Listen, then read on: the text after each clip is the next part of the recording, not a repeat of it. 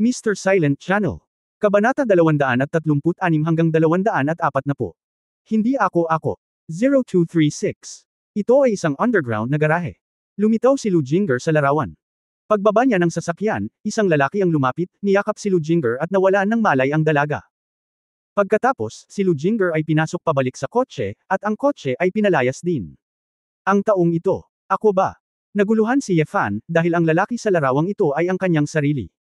Gayunpaman, hindi pa siya nakapunta sa garahe na iyon, lalo pa ang pagkidnap kay Lu Jinger. What the hell is going on here? Kailan na-record ang video? Nakita rin ni Su Qingzhou ang mabilis na pagtibok ng kanyang puso. Sinabi ni Yao Zhengang, nangyari ito noong araw ng insidente, kahapon, sa basement second floor garage ng Huahai International Business Hotel. Pagkatapos noon, nawalan ng kontak si Miss Levi Jinger. Sa wakas, natagpuan siyang dinala sa isang guest room sa isang maliit na hotel. Ito ay brutal na pinatay, ang susi ay. Ang impormasyon sa pagpaparehistro ng guest room ng maliit na hotel na iyon ay si Mr. Yedin. Pinatay ni Ye Fan ang video at tumingin kay Levi Huaiman na may galit, at sinabing, sasabihin ko ang 2 punto, isa, iyon. Ang tao ay hindi ako, kahit nakamukha ko siya, ngunit hindi siya ako. Pangalawa, hahanapin ko yung taong yun, mas pangit pa sa anak mo mamamatay yung taong yun. Ang mga mata ni Ye Fan ay naging sobrang nanlamig, ang pagpatay ng mga tao sa kanyang pangalan ay mas puot kaysa sa pagtakbo para patayin siya ng direkta. Mr. Lu, hindi nagsinungaling sa iyo si Ye Fan. Nasa Ancheng siya noong araw na iyon at kasama ko siya pumunta sa sementeryo. Paano niya pupuntahan ang Huahai at patayin si Lu Jinger dito sa gabi? Nagmamadali ding nagpaliwanag si Su Qingzhou kay Ye Fan. Paano ko malalaman kung sadyang binigyan mo siya ng alibay? Nagtanong ako, ang aking anak na babae ay nagkaroon ng ilang mga salungatan sa lalaking ito, at mayroon siyang motibo sa pagpatay. Galit na kumatok si Lu Huaiman sa mesa. Sumimangot si Ye Fan at sinabing, kung gusto kong patayin ang iyong anak, bakit ako magpaparehistro gamit ang sarili kong impormasyon? Bakit ako pipili ng lugar na may camera surveillance para gawin ito?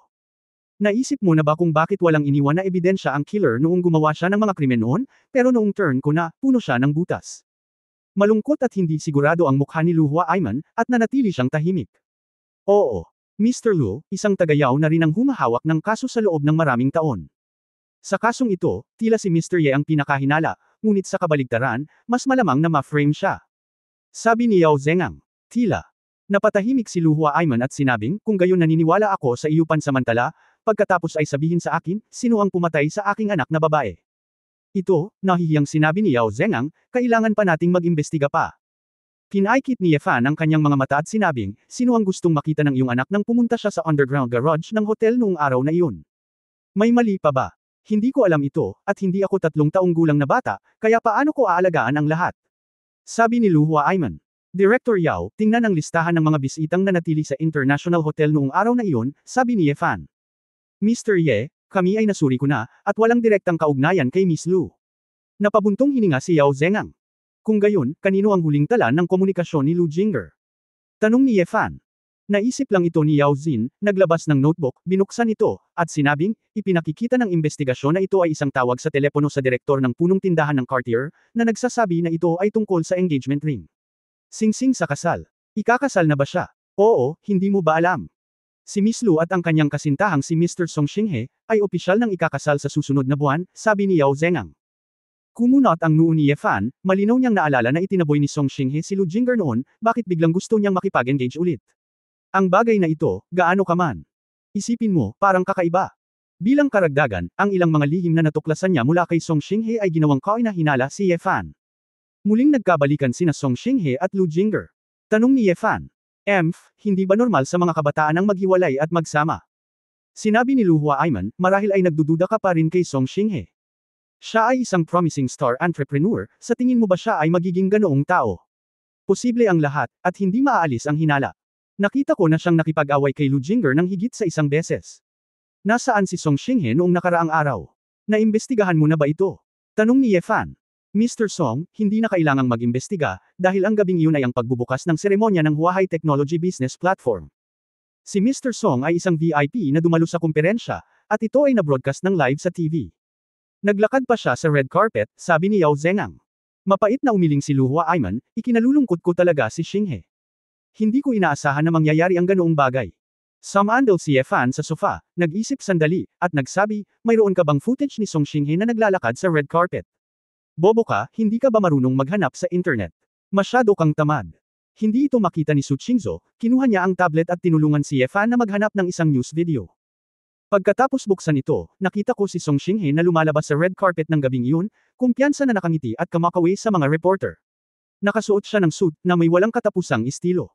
Tingnan mo, dumadalo talaga si President Song sa pulong noong araw na iyon, kaya hindi siya dapat. Sabi ni Yao Zhengang. Gayunpaman, may misteryosong ngiti si Ye Fan sa gilid ng kanyang bibig. Ang taong ito ay hindi si Song Xinghe. Lahat ng tao sa paligid ay natigilan, hindi alam kung ano ang ibig sabihin ni Ye Fan. Nasilaw ka ba? Hindi ito si Xinghe, ikaw pa rin ba? Galit na sabi ni Lu Huaiman. Napabuntong hininga si Ye Fan, dahil ang sa underground garage ay hindi maaaring maging ako, bakit kailangang maging Song Xinghe ang Ong Xinghe, na ito? Itinaas ni Ye Fan ang kanyang ulo, winalis ang mga tao, at sinabing, alam ko kung ano ang sasabihin sa iyo. Hindi ka maniniwala, ngunit ang lalaking ito ay kapareho ng hugis at hitsura ni Song Xinghe, ngunit hindi siya si Song Xinghe. Bakit? Ang dahilan. Naniniwala si Yao Zhengang na hindi gagawin ni Ye Fan ng walang layunin. Napakasimple ng dahilan. Si Song Xinghe ay isang hidden master, ngunit ang taong ito ay isang ordinaryong tao lamang. Hindi na ito itinago ni Ye Fan. Ano? Sabi mo si Song ay palaging master. Isang master ng sinaunang martial arts. Gulat na sabi ni Yao Zhengang. Nagkibit balikat si Ye Fan, binigyan niya ako ng kakaibang pakiramdam. Ang alam ko lang ay hindi siya ordinaryong tao, ngunit hindi ko alam kung ano ang kanyang ginagawa. Sa madaling salita, hanapin si Song Xinghe, at lahat ng problema ay malulutas. Napakamot ng ulo si Yao Zhengang, kahit na ang hitsura ay maaaring itago. Kung gayon ang pagpaparehistro ng hotel ay ang iyong impormasyon, Mr. Ye, ano ang problema? Yao Bureau, kahit na ang mga tao ay maaaring baguhin ang kanilang hitsura at pakialaman ng mga talaan ng impormasyon, mahirap ba ito? Ye Fan sneered. Tinampal ni Yao Zhengang ang kanyang hita, parang ito ang kaso. Kung hindi babaguhin ng pumatay ang talaan ng impormasyon, hindi na siya makakahanap ng anumang mga pahiwatig noon. Itong Song Xinghe. Ito ba ay talagang isang nakatagong perverted killer? Nakaramdam ng takot si Su Qingzhou, pagkatapos ng lahat, ang Jingxiu Group ay halos kailangang makipagtulungan sa Xinghe Group ng ilang beses. Nagbago din ang ekspresyon ni Lu Huaiman, at nanginginig ang kanyang katawan. Yao Bureau, maaari mong malaman kung nasaan si Song Xinghe ngayon, pupuntahan ko siya, ngumiti si Ye Fan. Bagamat nagkaroon ako ng kutob na baka magalit ako sa aking childhood partner sa orphanage na ito sa hinaharap, hindi ko inaasahan na ang fuse ay hindi dahil kay Duyuner, kundi isang Lu Jinger. Kabanata 0237 ang anghel sa aking puso. 0237. Dahil nangyari ang ganoong bagay, hindi na maaaring manatili si Ye Fan sa Ancheng, magpaalam kina Su Qingzhou at Tita Jiang, at bumalik sa Huahai kasama sina Yao Zhengang at Lu Huaiman sa hapon. Kasabay nito, sinimulan ding subaybayan ng mga tao mula sa Defense Bureau ang tirahan ni Song Xinghe at ang Galaxy Group, at nagsimulang mangolekta ng lahat ng uri ng impormasyon sa paligid ni Song Xinghe upang matukoy kung mayroon siyang anumang koneksyon sa perverted killer. Kinagabihan, bumalik si Ye Fan sa Huahai at dumiretso sa punong tanggapan ng Galaxy Group. Nang makita ng security guard ng kumpanya na ito ay mula sa Defense Bureau at may hawak na mga opisyal na dokumento, natural na hindi siya nang ahas na harangin ito, at agad itong inilabas. Sumakay ang lahat sa elevator papunta sa opisina ni Song Xinghe. Pagkatapos kumatok sa pinto, ang boses ni Song Xinghe ay nagmula sa loob. Pasok po kayo. Pagpasok sa opisina, nakaupo si Song Xinghe sa boss chair, nakatingin kay Ye Fan at sa tatlo na may nagtatakang ekspresyon. Ye Fan, Direktor Yao, Uncle Lu. Kakaibang tanong ni Song Xinghe, ano ba ang hinahanap mo? Kaso ni Jinger. Nakonsensya si Levi Huaiman nang makita niya si Song Xinghe, Xinghe, may hihilingin ako. Pakikumpirma. Tito Lu, huwag mag-atubiling magsabi ng anuman, kailangan mo ba ng aking kooperasyon? Tanong ni Song Xinghe na may pag-aalala. Sa totoo lang. Si Ye Fan, may mga pagdududa siya sa iyo. Sabi ni Lu Huaiman, nagmamadaling iwinagayway ang kanyang mga kamay, pero kailangan mong magtiwala sa iyong tiyuhin, malaki ang tiwala sa iyo ng tiyuhin. Yu Fan, pinaghihinalaan ako. Hindi nasisiyahang sinabi ni Song Xinghe, may hinala ka ba na ako ang mamamatay tao? Nasa isang pulong ako noon, kailangan ko pa bang tanungin ang bagay na ito? Huwag muna nating pag-usapan ang meeting, nakangiting sabi ni Ye Fan. Hindi na mabubuhay muli ang mga patay, gusto ko lang malaman ang totoong mamamatay tao. Matigas na sabi ni Song Xinghe. Kinusot ni Ye Fan ang kanyang mga mata at sinabing, gusto mong malaman ang tunay na salarin. Sa tingin ko ito ay dahil nakikiramay ka, sa palagay mo ba ay hindi ko alam ang tungkol sa inyo ni Chen Chen? Nagbago ang ekspresyon ni Song Xinghe, Chen Chen. Ako. Ano ang nangyari sa amin ni Chen Chen? Huwag magsalita ng walang kaparirikan. Ikaw at ang magkapatid na Chen ay hindi malinaw, ngunit mayroon akong ebidensya, panata ni Ye Fan. Sabihin. Utut. Naninira ka. Sinabi ni Song Xinghe, nagmahalan kami ni Jinger sa magnesium, at sumama siya sa akin hanggang sa China. Buong puso ako sa kanya. Tuwang-tuwang nakinig si Lu Huaiman at malakas na nagtanong, sino si Chen Chen? Ano ang nangyayari? Ngumiti si Ye Fangxi at tumalikod at sinabing, Chen Chen. Wala talagang Chen Chen. Ito ang taong ginawa ko. Natigilan si Lu Huaiman, hindi alam ang ibig niyang sabihin. Si Yao Zhengang, na nasa likuran niya, ay nataranta, biglang tinampal ang kanyang noo, at sumigaw, ito ay talagang peking Song Xinghe. Agad na namutla si Song Xinghe, at nagpanik ang kanyang mga mata. Pabirong ngumiti si Ye Fan at sinabing, bakit, hindi na ako makapag-artista? Casual kung sinabi kay Chen Chen, sa tingin mo ba talaga may ganoong tao? Posible bang may nagkataon lang sa mundong ito, sasabihin ko na lang na babae, kakakilala ko lang sa isa't isa, at napunta sa kanya. Nahihilo lang ako. Hindi ka naman siguro nahihilo, mag-isip ka lang ng mabuti.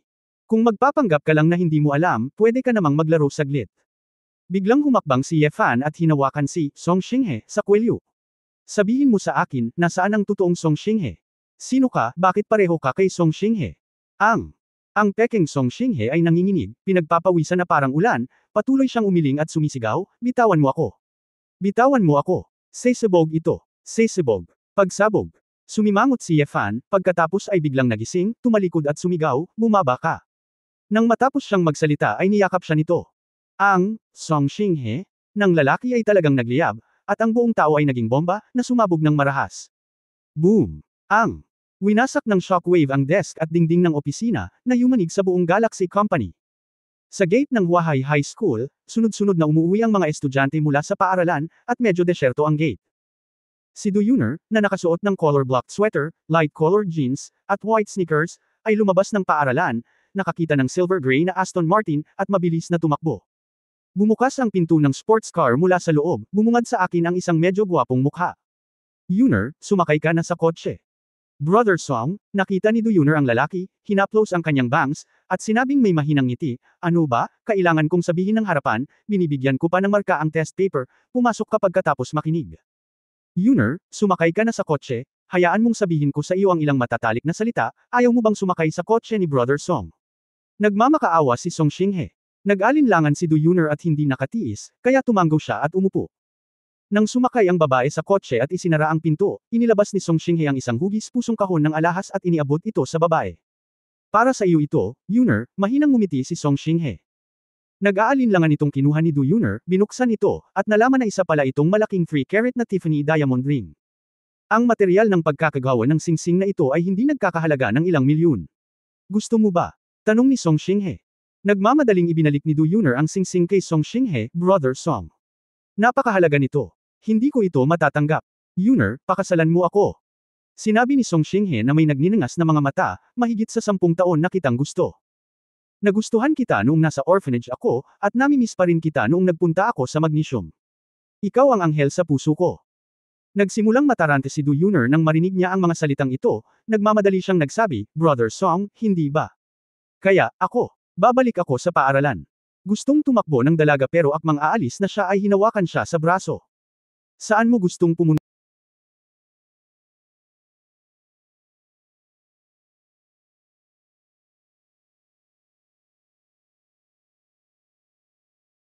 Nagsimulang matarante si Du Yuner nang marinig niya ang mga salitang ito, nagmamadali siyang nagsabi, Brother Song, hindi ba? Kaya, babalik ako sa paaralan. Gustong tumakbo ng dalaga pero akmang aalis na siya ay hinawakan siya sa braso. Saan mo gustong pumunta? Hinahanap mo na naman ba ang Champagne fan na iyon? Ang mabahong daga na iyon, ang kasuklam-suklam, makukulit, walang hiyang lalaking iyon. Nagngangalit si Song Xinghe. Nagalit si Du Yuner nang marinig niyang pinagalitan niya si Ye Fan. Sa sandaling lumingon siya at may gustong sabihin pabalik, nanlamig siya nang makita ang mukha ni Song Xinghe. Anong klaseng mukha ito, kahindik-hindik, nakakatakot, may mapanglo na mga mata na parang multo, tiyak na hindi ito ang Song Xinghe na kilala niya noon. Ikaw, kanta. Ano bang problema ko? Hindi mo ba nakikita na mahal kita? Tanong ni Song Xinghe sa mahina at paos na boses. Hindi. Ayoko sa iyo, bitawan mo ako. Bitawan mo na. Nagpumiglas si Du Yuner at gustong lumabas ng sasakyan, ngunit sa hindi malamang dahilan, nahihilo ang kanyang ulo at nanghina ang kanyang katawan. Walang malay si Du Yuner, itinuro niya ang kahon ng alahas, kung gayon. Ang bagay na iyon. Anong gamot? Ngumisi si Song Xinghe, tama ang hula mo, Ito ang kahon ng Pandora, binuksan mo ito, binuksan lang nito ang iyong bangungot. Pumayag ka man na maging asawa ko o hindi, kailangan mong sumama sa akin ngayon. Hindi narinig ni Du Yun'er ang sumunod na sinabi ni Song Xinghe, at nahimutay siya sa upuan at hindi na nagising. Tauhan. Chapter 0238 Mababa ang tingin mo sa akin. Sa labas ng 0238 Galaxy Company, dumating na ang alarma sa sunog at sinimulang patayin ang apoy na dulot ng pagsabog. Isang lalaking may punit-punit na damit, itim ang mukha dahil sa alikabok, lumabas ng gusali na may hingal na hingal, hiyang-hiya na nasa likod na lalaki. Direktor. Yao Bureau. Isang grupo ng mga pulis ang tumakbo at naaliw nang makita na ang nasugatan ay si Yao Zhengang. Akala nila ay namatay na si Yao Zhengang. Matapos ibigay ni Ye Fan si Yao Zhengang sa mga pulis, malamig siyang tumingin sa sahig na nagliliyab pa rin. Salamat Mr. Ye. Sayang lang Mr. Lu. Nakaligtas si Yao Zhengang sa sakuna, mapalad at malungkot. Ngayon lang, dahil masyadong malapit ang pagsabog, namatay kaagad si Lu Huaiman. Gayunpaman, ang ikinagulat ni Yao Zhengang ay si Ye Fan, ang taong direktang binomba, ay hindi man lang nagkaroon ng anumang pinsala sa balat. Sa halip, dinala niya ang bahagyang nasugatan mula sa dagat ng apoy. Ang ganitong kakayahan ay talagang hindi ka panipaniwala. Sinabi ni Ye Fan, kasalanan ko, minamaliit ko ang kakayahan ni Song Xinghe. Tiyak na sinusubaybayan niya ang lahat sa likod niya. Nang makita niyang nagsimulang tumitig sa kanya ang Defense Bureau, handa na siya. Lahat ng kilos namin ay tapos na. Sa ilalim ng kanyang kontrol, nag-ayos siya ng isang kapalit, nagtanim ng bomba sa katawan ng kapalit, at kung may nangyari, ito ay magpapasabog at masisira ang bangkay. Kung gayon, ano ang dapat nating gawin ngayon? Tanong ni Yao Zhengang. Kinusot ni Ye Fan ang kanyang mga mata, pagkatapos ay biglang may naalala, at nagmamadaling kinuha ang kanyang telepono, gustong tumawag. Buti na lang nasabog ang phone niya, kaya kailangan niyang humiram ng isa pang telepono, isaksak ang card, at pagkatapos ay i-dial ang numero ni Du Yun'er. Gayunpaman, ang numero ni Du Yun'er ay na-block. Damn it! Dapat naisip ko yun. Kinakamot ni Ye Fan ang kanyang buhok dahil sa inis. Dapat niyang isipin na ang pagkahumaling ni Song Xinghe kay Du Yun'er ay hindi madaling isuko. Mr. Ye, anong nangyari, matutulungan ka ba namin? Nag-aalalang tanong ni Yao Zhengang. Tulong. Tulong. Oo. Tulungan mo akong tawagan ang lahat ng surveillance camera malapit sa Huahai High School sa loob ng 1 oras at humanap ng babaeng guro na nagngangalang Du Yun'er. At anumang mga plaka na nauugnay kay Song Xinghe. Sabi ni Ye Fan. Agad na iniutos ni Yao Zhengang na magpatuloy, at alam din nila na kung walang Ye Fan, hindi nila mahuhuli si Song Xinghe. Nakahanap si Ye Fan ng isang senior official ng Galaxy Group at nagtanong, ano ang partikular na R&D project ng iyong kumpanya? Oo. Ito ay sa mga tuntunin ng bioengineering na karaniwang ginagamit sa agrikultura at pag-aalaga ng hayop, na maaaring paikliin ang oras na kinakailangan para sa mga pananim at hayop. Siklo ng paglaki. Nanginginig na sabi ng mga matataas na opisyal, at alam din nila na malapit nang magbago ang kumpanya. Sinabi ni Ye Fan, kung gayon, nasaan ang iyong research institute? Nasa kumpanya ba ito? Hindi, ito ay nasa Wantai Science and Technology Park sa kanluran ng lungsod, kung saan mayroon kaming isang gusali, sagot ng senior official. Hindi na nagtanong pa si Ye Fan. Matapos hilingin kay Yao Zhengang na humiram ng sasakyan ng pulis, dumiretso siya sa gusali ng siyentipikong pananaliksik. Nahulaan ni Ye Fan na para maunawaan kung bakit maaaring maging katulad niya si Song Xinghe at hayaan ang iba na maging katulad niya, dapat itong nauugnay sa kanilang pinag-aaralan. Ang mga sikreto ni Song Xinghe ay kadalasang nakatago sa kanilang research center. Sa pamamagitan lamang ng pag-unlock sa mga sikretong ito mas mahuhuli niya si Song Xinghe. Tungkol naman sa kaligtasan ni Du Yun'er, bagamat nag-aalala si Ye Fan, alam din niya na hindi sasaktan ni Song Xinghe si Du Yun'er hanggat hindi niya nakuha ang kilig sa paghihiganti. Kung hindi, si Song Xinghe ay magkakaroon ng napakaraming pagkakataon na patayin si Du Yun'er. Ang dahilan kung bakit nagtitiis ang lalaking ito hanggang ngayon ay tiyak na umaasa siyang sisirain ang sarili sa harap ni Du Yun'er, para maramdaman ng dalaga na natalo na siya sa kanya. Kaya, hanggang doon, malamang naligtas pa rin si Du Yun'er. Sa lahat ng paraan, nagmaneho si Ye Fan sa sentro ng siyentipikong pananaliksik ng Galaxy Group, na kinokontrol din ng mga tauhan ng Defense Bureau, at lahat ng mga tauhan ay pinalayas. Dahil sa president ng pagsabog, hindi nang ahas na pumasok ang mga pulis. Nag-iisa si Ye Fan at hindi natatakot sa mga pagsabog. Pagkatapos maglakad sa 8 palapag na gusali, mabilis niyang hinanap ito, ngunit nalaman niyang walang mga espesyal na proyekto sa pananaliksik sa siyensya. Pagkatapos maglakad papunta sa elevator, biglang may naisip si Ye Fan at tumapak sa ibaba ng elevator. Ang metal steel plate ng elevator ay biglang nasira, at nalaman ni Ye Fan na malinaw na may puwang para lumubog sa ibaba ng unang palapag. Kung walang aksidente, ang elevator na ito ay talagang may password, na maaaring pumasok sa tunay na laboratorio sa ilalim ng lupa. Si Ye Fan ay masyadong tamad na alalahanin ang password, kaya pagkatapos na sapilitang sirain ang elevator, tumalon siya pababa. Sa isang sira-sirang bodega na may mabahong amoy, masayang nagising si Du Yun'er. Gising na. Nakatulog ka ba ng mahimbing? Nakaupo si Song Xinghe sa isang mahabang mesa sa hindi kalayuan sa harap ng babae. Sa mesa ay isang bangkos ng mga electronic device, mga display screen, at ilang tabako at dayuhang alak. Ibinuhos ni Song Xinghe ang bibig ni Jack Daniel habang humihit-hit ng tabako, tinitingnan ng batang babae na may masamang mata. Kuya Song, ikaw, anong sinusubukan mong gawin? Nagpumiglas si Du Yuner at natagpuan ang kanyang sarili na nakatali sa isang cast iron chair, hindi makagalaw. Wala lang akong maisip na tanong. Kumunat ang noo ni Song Xinghe. Anong problema, kailangan kitang kidnapin dito. Ano bang problema mo para sir-on ka? Namumula ang mga mata ni Du Yuner sa galit at nangingilid ang mga luha. Humalaklak si Song Xinghe at nanguuyam na sinabi, galit ako. Paano magiging mas mabuti ang iyong kapatid na si Ye Fan? Isa rin siyang magkakatay na may dugo sa kanyang mga kamay, hindi mo lang alam.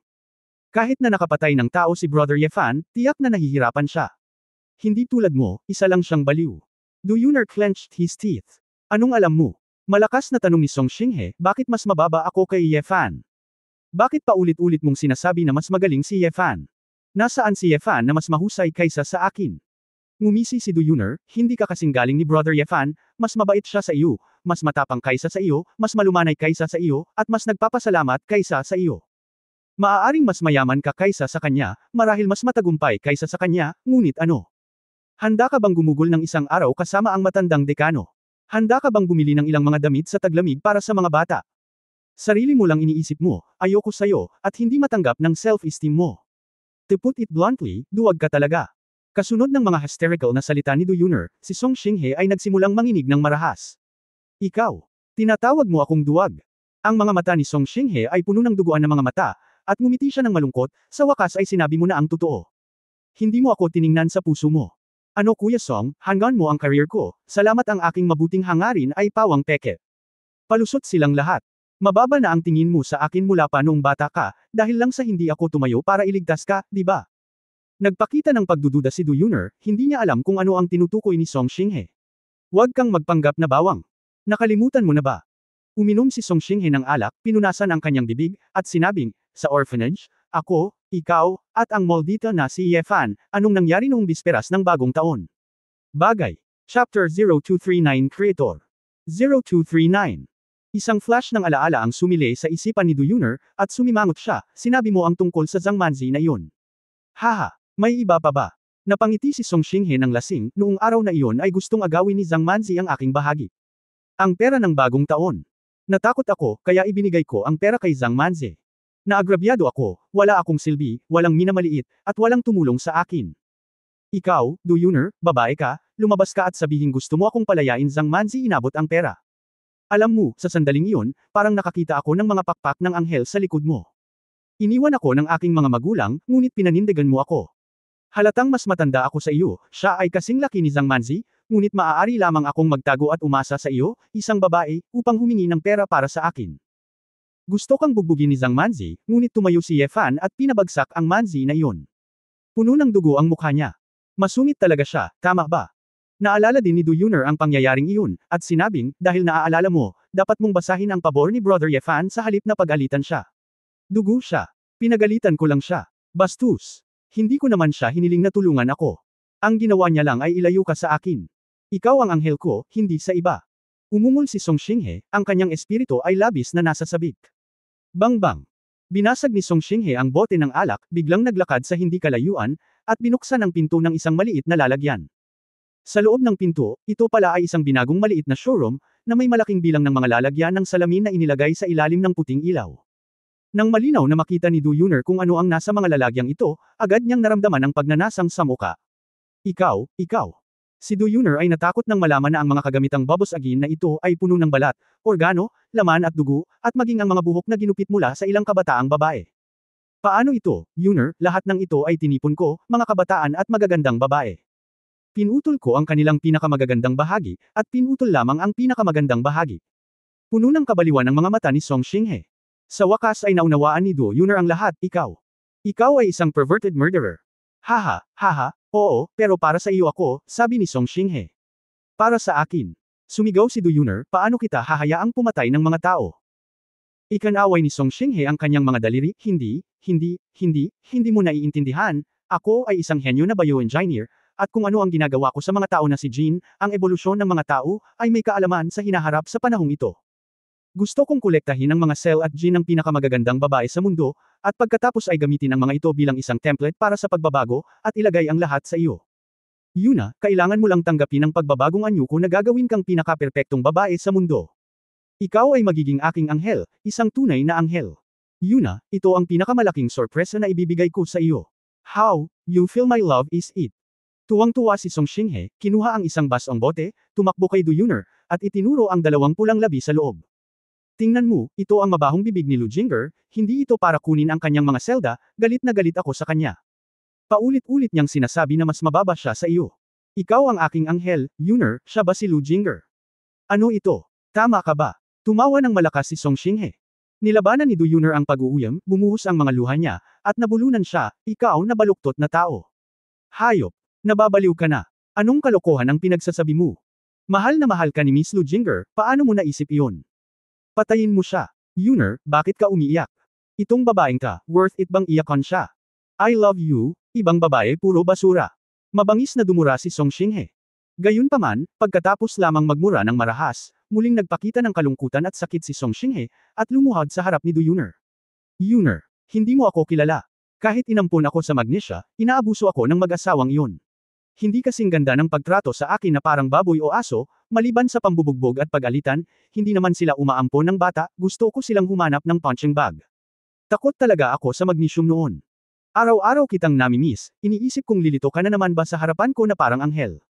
I study hard and try my best to do my best make myself stronger, para lang bumalik sa Zia para mahanap ka, alam mo ba kung gaano kita gustong makita? Sa wakas, nakakuha ako ng full scholarship sa kolehiyo, independent na ako, at tahimik kong nilason ang maldita na palpak na mag-asawang iyon hanggang sa mamatay, napakatalino ng mga pamamaraan ko, hindi nila ito masusuri, ito ang lason ko. Pagkatapos, nagsusumikap ako, nag-aaral doon, patuloy na kumita ng pera, at sa wakas ay may magandang mukha, makakabalik ako sa Huahay, magkita-kita tayo. Marry you. Hayaan mong ikaw lang ang aking anghel. Iniunat ni Song Xinghe ang kanyang kamay na may baluktot ng ngiti at hinawakan ang mukha ni Du Yun'er. Ang magandang mukha ni Du Yun'er ay mapatla, mahirap isipin na ang morbid na lalaking nasa harapan niya ay ang kaakit-akit na si Song Xinghe mula noon. Yun'er, bakit hindi mo maintindihan ang puso ko? Ang Yefan na iyon ay basura. Ni hindi niya karapat-dapat ang isa sa mga daliri mo. Ikaw, anong ginagawa mo? Nalaman ni Du Yun'er. Ang kamay ni Song Xinghe ay dumudulas pababa sa kanyang leeg, at hindi maiwasan ng dalaga na mataranta. Nilunok ni Song Xinghe ang kanyang lalamunan at tuwang-tuwang sinabi, ako. Siyempre gusto kong makasama ka. Ang pangarap kong anghel. Anghel. Hindi. Tumigil ka. Kanta Xinghe. Kamumuhian kita habang buhay. Napaluha si Du Yun'er, nababaliw na siya. Sa sandaling ito, may tunog ng didi sa mesa sa likod.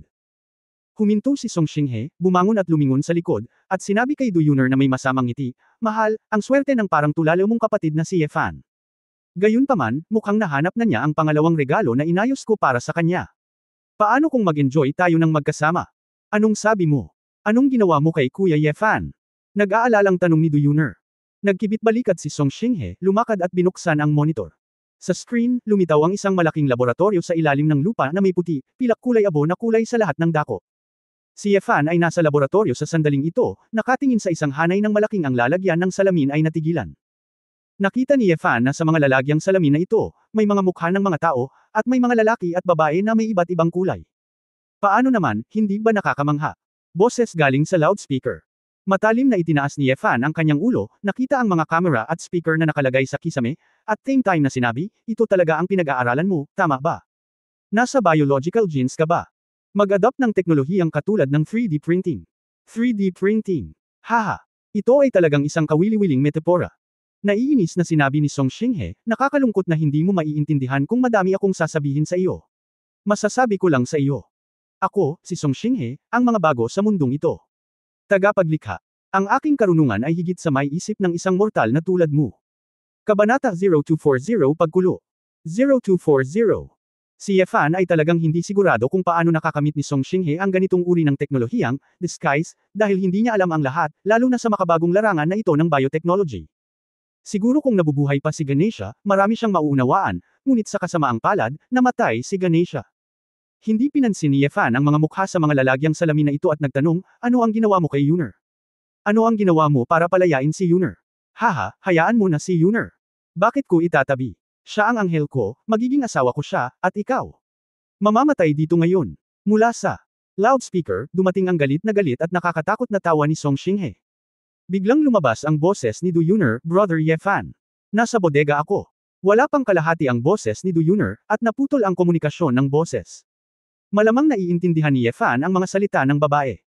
Karamihan sa Song Xinghe ay nagtatago sa isang bodega, kaya agad niyang kinuha ang kanyang mobile phone at naghanda na sabihin kay Yao Zhengang ang balita para mahanap nila ito ng may layunin. Gayunpaman, noong tatawag na sana si Ye Fan, nakarinig siya ng dagandong tunog sa paligid ng underground laboratory. Bomba! Biglang napagtanto ni Ye Fan na ang underground laboratory na ito ay nag-install din ng self-destruction device, at pasasabugan ni Song Xinghe ang laboratorio at siya. Huli na ang lahat, naramdaman na lamang ni Ye Fan ang heat wave na tumama sa kanyang katawan, at ang buong mundo ay naging dagat ng apoy. Boom! Ang pang-eksperimentong gusali ng Galaxy Group, tulad ng isang haligi ng apoy, ay napunit at gumuho. Ang buong lupa ay tila nanginginig ng malakas sa sandaling ito, at 12 ng mga pulis ang napatay sa pagsabog. Hindi. Gatlang M. Nakita ni Du Yuner na sa display, si Ye Fan ay nilamon ng dagat ng apoy, at ang buong tao ay tila naubos ang kanyang kaluluwa, at umiyak ng hysterically. Naluluha ang mga mata ng dalaga, at hindi siya makaiyak. Ha. Tumawa ng malakas si Song Xinghe, kumuha ng bote ng vodka, uminom ng ilang higop ng vodka, at buong pagmamalaki na sinabi, awayin mo ako. Kumuha ka ng babae sa akin. Ye Fan, ito na ang katapusan mo. Naramdaman ni Du Yuner na ang kanyang puso ay tinusok ng hindi mabilang na bakal na karayom, at ang sakit ay nagpanginig sa kanyang buong katawan. Song Xinghe, pervert ka. Hayop. Hindi ka pwedeng mamatay. Kung ano man ang gusto mong sabihin, lumingon si Song Xinghe at ngumiti ng masama, nalilito ka lang sa halimaw na may apelyidong Ye, hintayin mo ako magising ka at makikita mo kung sino ang talagang karapat-dapat sa iyong pagsamba at karapat-dapat sa iyong pagtitiwala. Sabi ni Song Xinghe, naghubad ng sando sa kanyang katawan, na nagpapakita ng kanyang malalakas na kalamnan. Naglakad siya sa harap ni Du Yuner, itinaas ang baba ni Du Yuner gamit ang kanyang mga daliri, tiningnan ang inosenteng mukha na ito, ang malinaw na mukha na may mga bulaklak ng peras at ulan, ang kanyang mga mata ay puno ng sabik na pagnanasa. Aking anghel, sa wakas ay makukuha na kita ngayon, kahit na ang proseso ay iba sa kung ano ang orihinal na pinlano ko, ngunit ang resulta ay pareho. Sa sinabi nito, iyuko na sana ni Song Xinghe ang kanyang ulo at halikan. Ba! Tumalsik ang laway sa mata ni Song Xinghe. Puno ng puot ang magagandang mata ni Du Yuner, at nagngangalit ang kanyang mga ngipin, hindi mo ako anghel, at hindi mo ako makukuha. Kung maglakas loob kang hawakan ako, papatayin ko ang sarili ko. Magiging multo ako at maghihiganti para kay Brother Ye Fan. Ginamit ni Song Xinghe ang kanyang mga daliri upang dahan-daang panasan ang laway sa kanyang mukha, at pagkatapos ay dinilaan ang kanyang mga daliri gamit ang kanyang dila. Hehe. Si Song Xinghe ay nagpakita ng nakakatakot at kakaibang ngiti, ang iyong kapatid na si Ye Fan, natatakot ako na kahit ang kaluluwa ay natangay na, ikaw ay magiging isang multo, at hindi mo siya makikita. Nagtataka ako, ano ang ibinigay niya sa kanya? Anong klaseng ecstasy soup ang ibinuhos mo para maging matigas ang ulo mo sa kanya? Hinding-hindi mo maiintindihan ang damdamin ng tao, dahil hindi ka naman tao. Isa ka lamang kawawang bastardo na natalo sa mga pagharap sa buhay, at upang makatakas sa realidad, kusang loob na bumagsak. Ngumisi si Du Yuner na may luha sa kanyang mukha. Shut up! Anong alam mo? Galit na galit si Song Xinghe, nagtaas ng kamay at sinampal ang mukha ni Du Yuner. Bitik. Nadala si Du Yuner sa puntong ikiling ang kanyang buong katawan. Kung ang upuan ay hindi gawa sa bakal, siya ay tumaob kasama ang upuan. Mainit ang mukha ng dalaga, at umaagos pa ng dugo ang sulok ng bibig nito.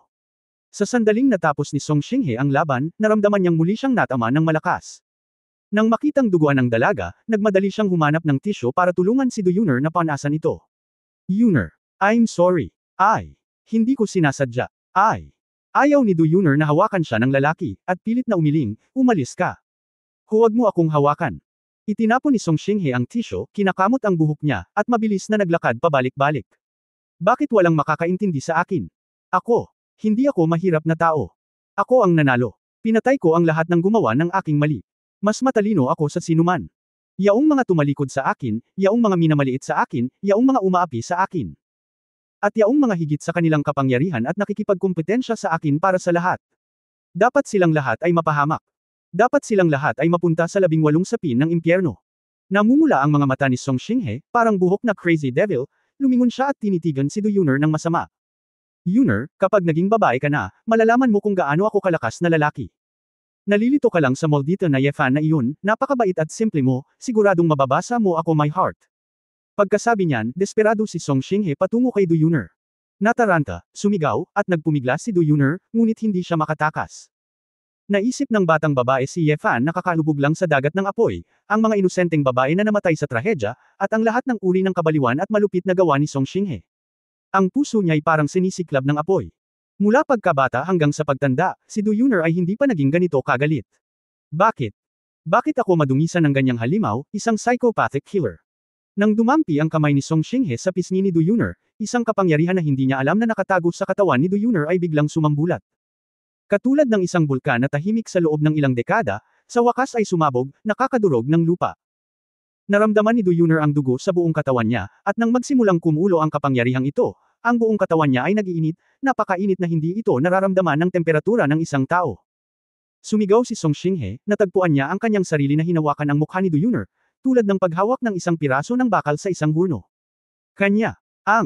Dahil sa mataas na temperatura, tumaas ang balahibo ng puting usok mula sa kanyang mga daliri. Sa paghawak pa lang dito, ang mga daliri ni Song Xinghe ay napaso na, at ang kanyang laman ay malabo. Anong nangyayari dito? Napaatras si Song Xinghe ng ilang hakbang, hindi ng ahas na lumapit. Dahil natakot siyang makita na sa mga mata ni Du Yun'er, isang gintong liwanag ang mahinang kumikislap, parang dalawang gintong pulang apoy, na nagniningas. Pagtatapos ng kabanatang ito. For more videos, please like, share and subscribe.